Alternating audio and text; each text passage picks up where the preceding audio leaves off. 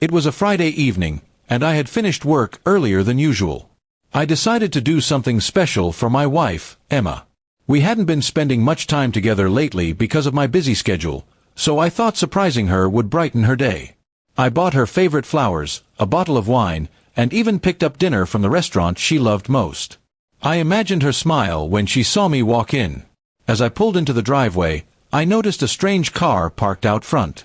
At first, I thought maybe it belonged to one of her friends or a neighbor, but something about the tinted windows and the way it was backed into the driveway made me uneasy. I brushed it off, telling myself I was overthinking. I grabbed the flowers and dinner and headed to the door. When I stepped inside, the house was quieter than usual. No TV, no music, just silence. I called her name, but there was no answer. I assumed she might be upstairs, so I walked toward the staircase. That's when I heard a muffled laugh coming from the bedroom. A man's voice. My stomach dropped instantly. I froze for a moment, trying to convince myself that it was a harmless situation, maybe a family friend visiting. But my instincts told me otherwise. I slowly climbed the stairs, my heart pounding harder with each step.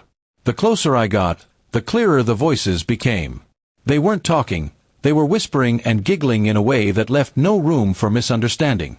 I pushed the bedroom door open, and there she was, my wife, lying in bed with another man. The wine glasses on the nightstand and the clothes scattered across the floor confirmed what I already knew. My hands were shaking, and my chest felt like it was going to explode.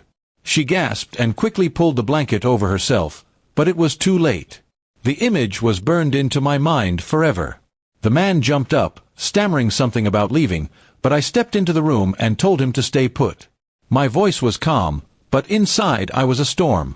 I asked Emma, "How long has this been going on?" She didn't answer, just stared at the floor with tears in her eyes. The man tried to speak again, and I told him to shut up. I wanted the truth from her, not excuses from him. After a long, tense silence, she finally admitted they'd been seeing each other for a few months. My knees almost gave out. I couldn't believe that while I'd been working hard and planning little surprises for her, she had been spending her time like this. I felt betrayed in a way I couldn't put into words. The anger hit me all at once. I told the man to get dressed and get out of my house. He grabbed his clothes and left without another word. As soon as the door slammed downstairs, I turned to Emma. The confrontation turned brutal, not physically, but emotionally. I demanded to know why she had done this to me, to our marriage. Her answers were filled with excuses. I felt lonely, we've been distant, I didn't mean for it to happen. None of it made the betrayal hurt any less. I reminded her of the vows we made, the years we had spent building a life together. I told her that I had been trying to fix things, not destroy them. My voice broke as I realized she had chosen someone else instead of fighting for us.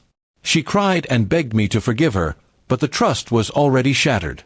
I left the bedroom and went downstairs, pacing around the living room. Everything in the house suddenly felt unfamiliar, as if it no longer belonged to me. The flowers I had brought were still in my hand, but now they felt like a cruel joke. I dropped them on the table and poured myself a glass of the wine I'd bought, the one meant for a romantic evening that never happened. She came downstairs after a while, trying to touch my arm, but I stepped back. I told her I needed space to think.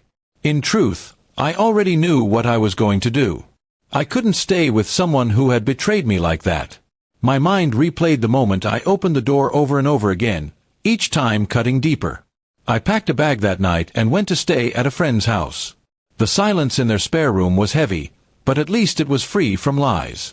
My friend listened quietly as I told him everything. He didn't give me advice. He didn't need to. I knew deep down that this marriage was over.